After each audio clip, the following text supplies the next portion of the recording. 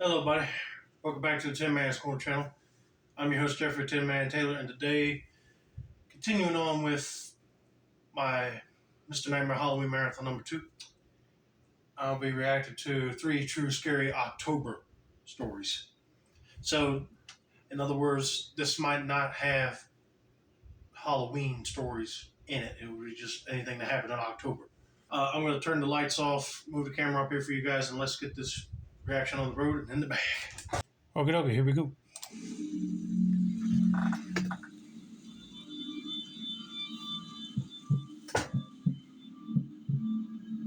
For the month of October in 2016, I worked at Party City as a seasonal job.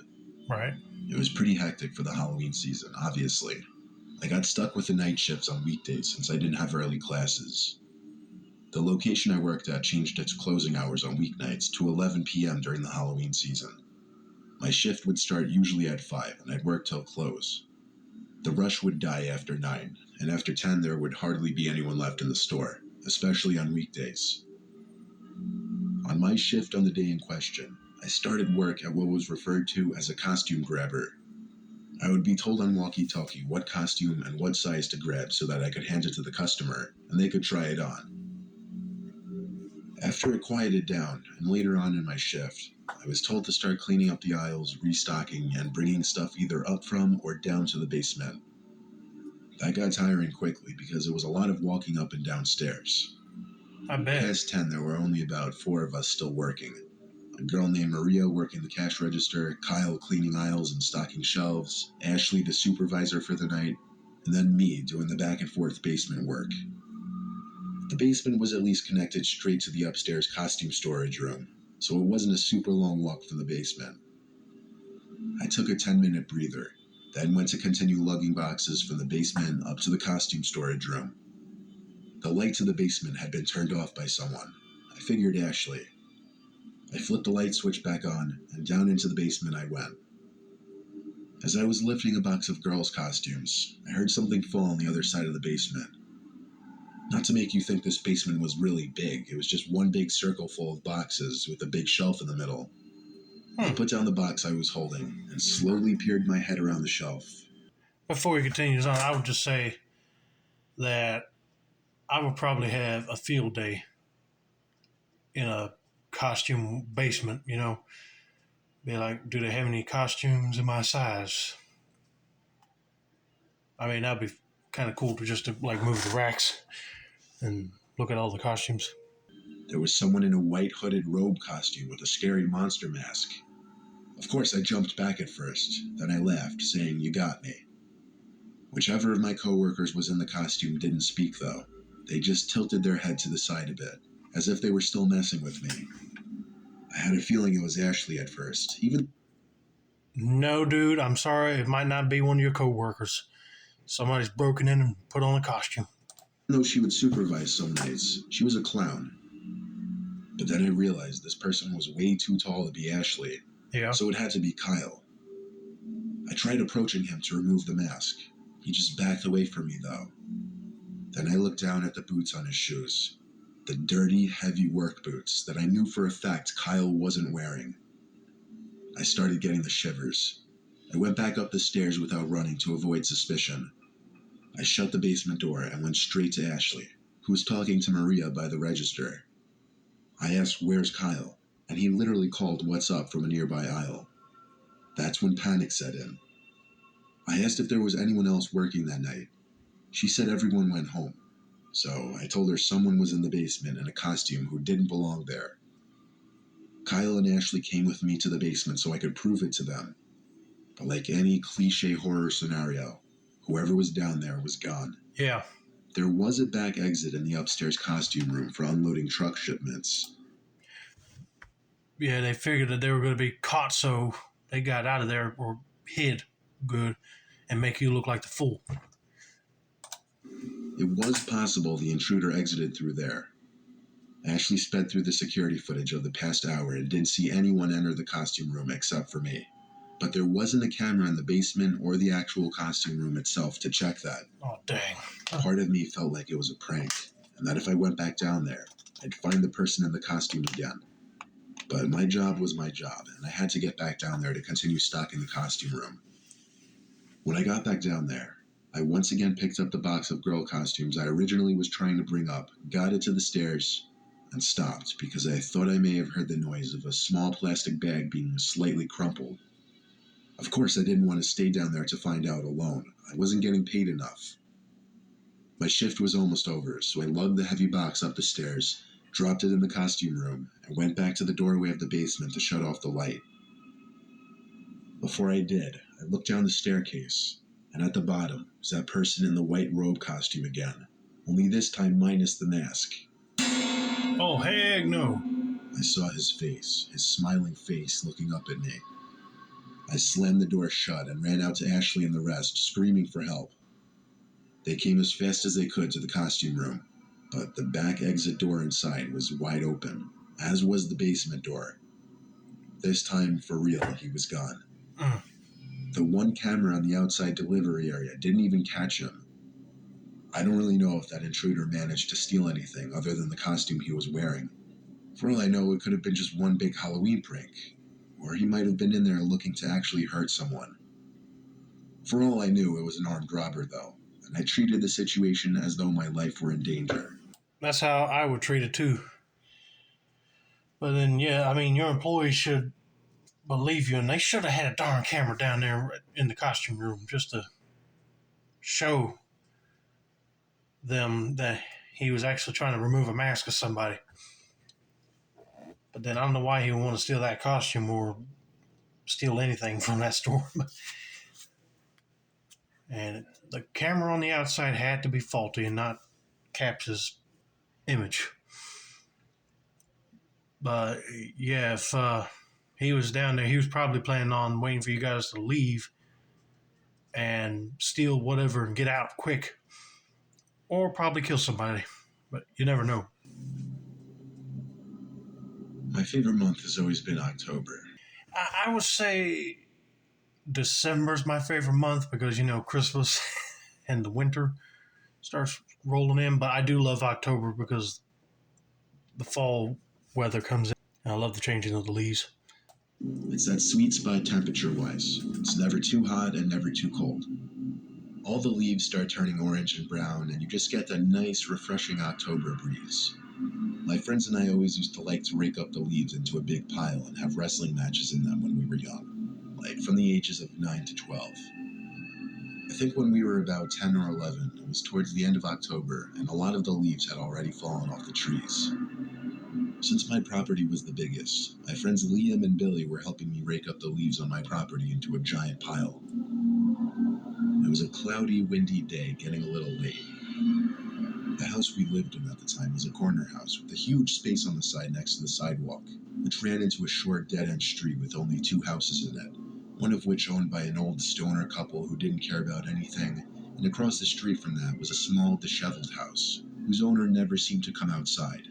So this allowed us to be louder and more obnoxious without worry of a lot of neighbors watching or caring. We wrestled around for probably half an hour. Then we went inside after getting tired to have a snack and play video games. The 2 of them wanted to go back outside for a nighttime triple threat match in the leaves again. That's what we called our wrestling matches. We always acted like we were in the WWE.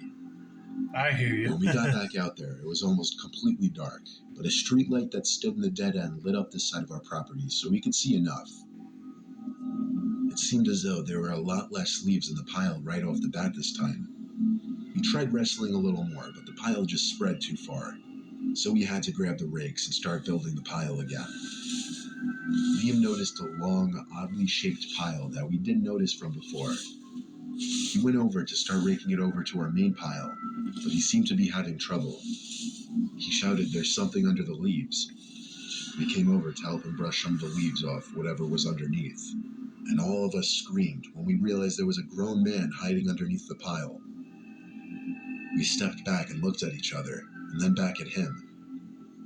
We didn't know whether to laugh or not. Like, was he playing some kind of early Halloween prank on us? The man's face was not yet exposed.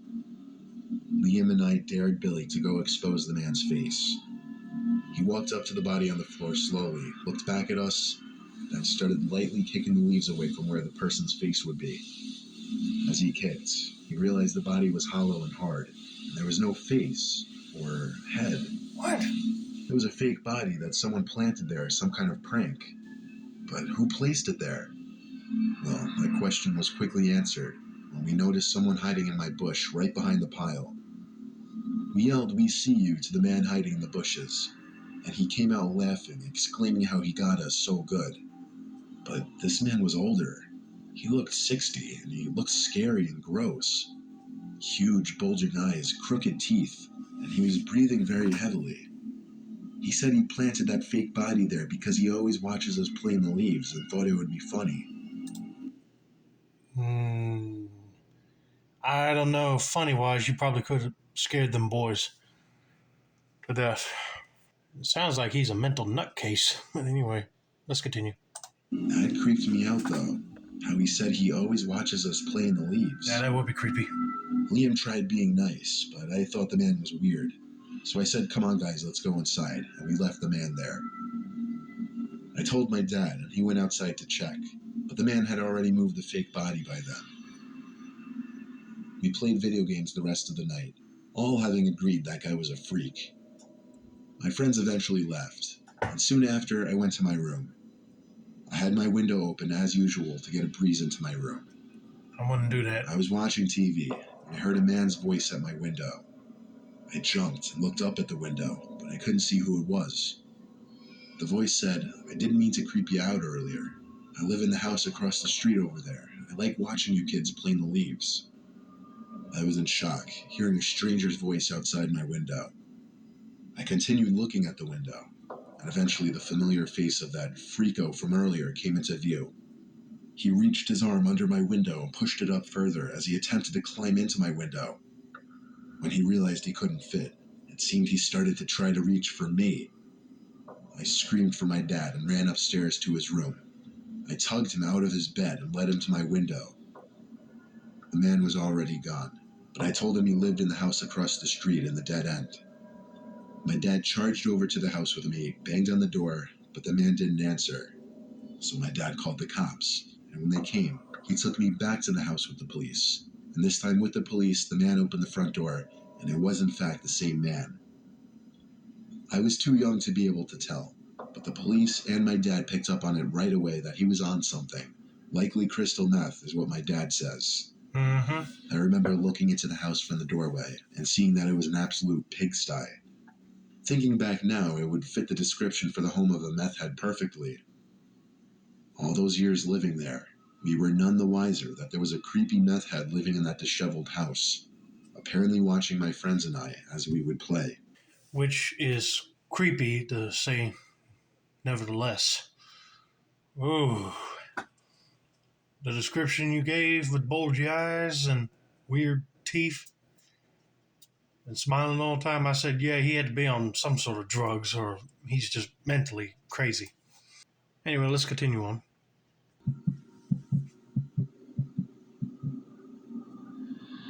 This past October, I was talking to this girl I met at a party a month prior. For the purpose of this story, she will be named Nikki. We had been talking and hanging out like once a week for a few weeks. She wanted to do a bunch of October activities, so I came up with the idea that we go apple picking. She loved it. So we hopped in the car to take a trip to the nearest apple picking orchard, which was about a half-hour drive away, out of the suburbs to the more rural part of the area.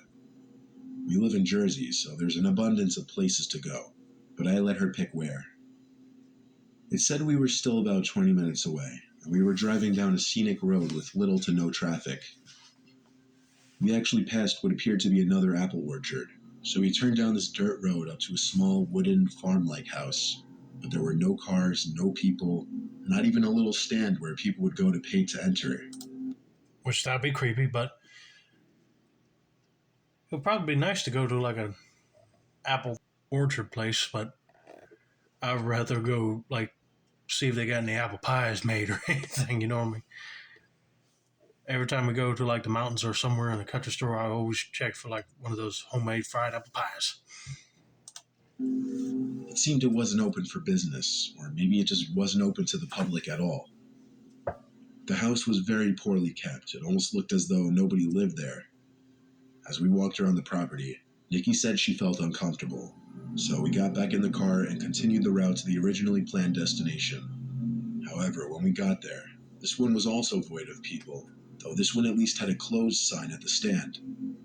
I told her, what if we went back to that first orchard that looked almost abandoned and just go picking there? We'd have the whole place to ourselves. At first she was hesitant, but I convinced her. So I drove us back and found a low-key place to park on the grass by the woods. We walked through the crushing leaves on the dirt path. If we were trying to be discreet, that was out the window. There was a little wooden fence we had to hop, but it was easy. Once inside, we were hidden by the symmetrical rows of thick apple trees, but our feet were also covered in tall grass up to our shins. We started walking down the row of trees, filling the plastic bags we brought from my car with the best apples we could find, though admittedly there weren't many. There was a certain thrill in doing this, knowing we weren't supposed to. We had some fun with it. I would start launching apples up in the air, and then I would start pretending like I was going to throw apples at Nikki. She started screaming, running off, telling me to stop. She cut through a couple trees to another row, and when I got to the other side, I didn't see her. "Where are you?" I said. She called back, "I'm picking my own apples." She actually sounded like she was a few rows over. I apologized, laughing, telling her I'd stop, but she didn't answer. I spent a few minutes trying to find her, and suddenly an apple landed right in front of me, which had been tossed from one of the rows nearby. Then another one landed close by. I yelled stop because I was actually afraid of getting hit in the head. I ran through a couple trees, and each row I'd pass, I'd look left and right trying to find Nikki. I went down this row and went through the first couple of trees I could fit through to get to the next side. I looked left, and I actually felt like my heart launched up into my throat, because there was some guy, a young guy like 18 or 19-year-old, with long black hair to his shoulder, standing in the center of the row, maybe 5 trees away from me. It looked like he had a slight smirk on his face. He didn't move, so I did. I squeezed through to the next row and then the next. Then Nikki called my phone. I picked up in a hurry, whispered, "Where are you?" She sounded like she was in a panic. She said into the phone there was a creepy guy following her around. She tried talking to him, but he wouldn't say anything, and he looked like he wanted to hurt her, and her description of him matched the guy I just saw. I told her to meet me back at the car. I ran the way back, and Nikki was already waiting at the car. We stopped to discuss what just happened, but Nikki yelled, "There he is," and pointed in front of us. I looked, and I could see him. He was half hidden by an apple tree, could only see his left arm, left leg, and half his face. The way he was just creepily spying on us, I had to get us away. I did a 3-point turn off the grass onto the dirt road. We passed the decrepit barn-like house and got back on the road. We talked over possibilities. Maybe he lived there. We passed by a fruit stand on the side of the road with a few people working on it. Nikki and I lost our apple bags, so we figured we'd at least stop here. We picked up some apples and berries, and I just had to ask them about the apple orchard down the road. The 2 ladies working the fruit stand proclaimed nobody should ever go anywhere near there. The owner's son had killed his girlfriend and then disappeared. Her body was found near the orchard in the forest. Oh, The dad still owns the orchard to this day, but he hardly ever returns and doesn't keep up with the police. so who would be there at the orchard place then? The son? But yeah, no, that would be disturbing to find out that the owner's son actually killed his girlfriend. That's just wrong. We practically jumped in their faces as we asked them to describe the son, but they had never seen him and don't know anything about him. I admitted to them that we went apple picking on the property and some creepy young man was following us. The 2 women said that it was best that we got out of there when we did. They also kind of scolded us for not calling the police. However, one of the ladies said she was going to warn the police. On the drive home, as Nikki spoke to me about it, everything she said really went in one ear and out the other, because I really thought to myself, did we actually run face to face with a missing murderer in an apple orchard? You probably did. I still get chills, wondering if that guy's still out there, in that orchard. Yeah, you were very lucky not to get killed by that dude. And But why'd you not call the cops? I'll be calling the cops, but by the time they get there, he'll probably be out of Dodge by then. But that's going to be it for now. Don't forget to like, subscribe, turn on post notifications for more Mr. Nightmare content like this. This has been another successful installment of the Tin Man's Corner channel. I'm your host, Jeffrey Tin Man Taylor, and I say that's a wrap, and have a nice day.